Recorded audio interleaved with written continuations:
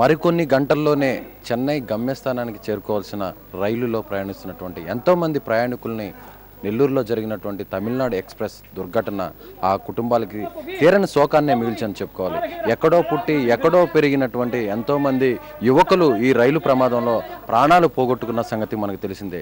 అయితే వారి కుటుంబీకులు సుదూర ప్రాంతాల నుంచి వచ్చినటువంటి వారి కుటుంబీకులు ఆ మృతదేహాలను తిరిగి వారి ప్రాంతాలకు తీసుకెళ్ళలేక ఈ నెల్లూరు ప్రాంతంలోనే అంత్యక్రియలు జరపాల్సినటువంటి పరిస్థితి.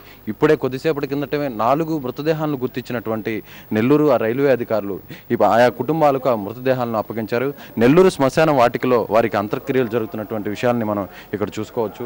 దాదాపుగా అంటే పంజాబ్ రాష్ట్రంలో ఉన్నటువంటి ఆయా ప్రాంతాలకు చెందినటువంటి 11 మంది తమిళనాడు ఎక్స్ప్రెస్లో ప్రయాణిస్తుండగా S11లో ప్రయాణిస్తున్నటువంటి 5 మంది చనిపోవడం జరిగింది.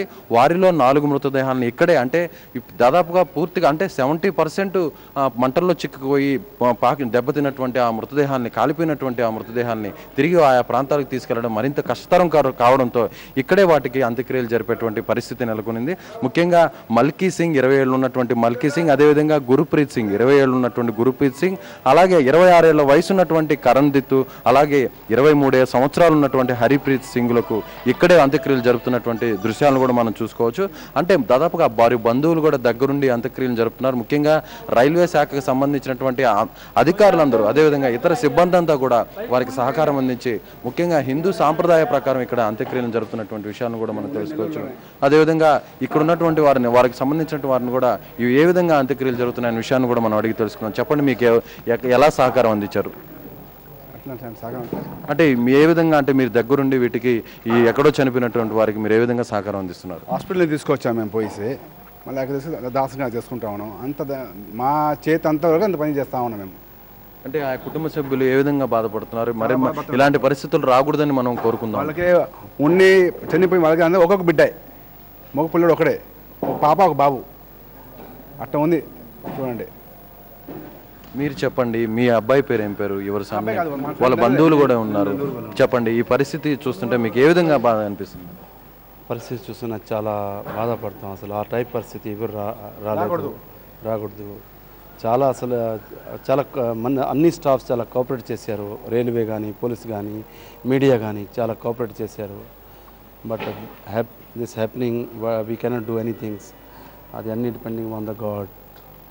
అలాగే వీరిలో చనిపోయినటువంటి అంటే ఇక్కడ ఉన్నటువంటి స్థానికులు అంటే ఆయా ప్రాంతాలకు చెందినటువంటి పంజాబ్ రాష్ట్రానికి చెందిన వారు కావడంతో పంజాబ్ రాష్ట్రంలో ఇక్కడ నివాసం ఉంటున్నటువంటి సిక్కులు కావచ్చు, అదేవిధంగా వారికి సంబంధించిన వారందరూ కూడా ఇక్కడికి వచ్చి సహాయ సహకారాలు అందిస్తున్నటువంటి విషయాలు మనం కూడా ఇక్కడ దృశ్యాలను చూసి మనం అర్థం చేసుకోవచ్చు. అదేవిధంగా వీరిలో ఓ వ్యక్తి ఎవరైతే ఉన్నారో అంటే కరణ్ దత్ అనే వ్యక్తి S3లో అతనికి రిజర్వేషన్ కన్ఫర్మ్ అయినప్పటికి కూడా అతను తన స్నేహితులు S11లో ఉన్నారని తెలుసుకొని అతను S3 నుంచి ఆ రిజర్వేషన్ మార్చుకొని అతను S11లోకి వచ్చి ఎవరైతే S11లో ఉన్నటువంటి వ్యక్తిని S3కి అతను పంపించడం జరిగింది. అలా ఒక వ్యక్తి ప్రాణాలను పోగొట్టుకోకుండా తప్పించుకోవాక అతని జీవితం కాపాడగా ఇతను ఇక్కడ ఉన్నటువంటి ఇక్కడ చిత్తున్నటువంటి ఈ మంటల్లో ఇక్కడ కాలిపోతున్నటువంటి ఆ వ్యక్తి ఎవరైతే ఉన్నారో ఆ కరణ్ దత్ సింగ్ అనవసరంగా ప్రాణాలు పోగొట్టుకున్న విషయాన్ని ఆ తల్లిదండ్రులు జీర్ణించుకోలేకపోతున్నారు. ఎందుకంటే అతను మృత్యువుని అతనే వెతుక్కుంటూ వచ్చాడనే విషయాన్ని మనం అర్థం చేసుకోవచ్చు. ఎందుకంటే S3 బోగిలో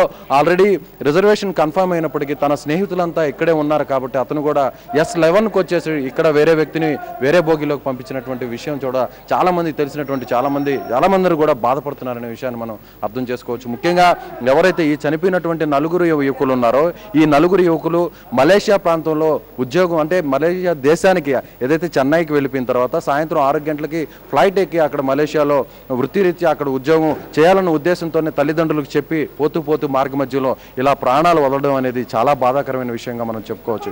ఇలాంటి పరిస్థితులు చాలా మృతదేహాలకు ఎదురవుతున్నాయని మనం అర్థం చేసుకోవచ్చు. ఇప్పటికే ఇలాంటి ఘటనలు మళ్ళీ ఏ ఒక్కరికి రాకూడదని మనం మనస్ఫూర్తిగా కోరుకుందాం. ఇది ఇక్కడున్నటువంటి పరిస్థితి. కెమెరామెన్ జాస్తో విజయ్, NTV, నెల్లూరు.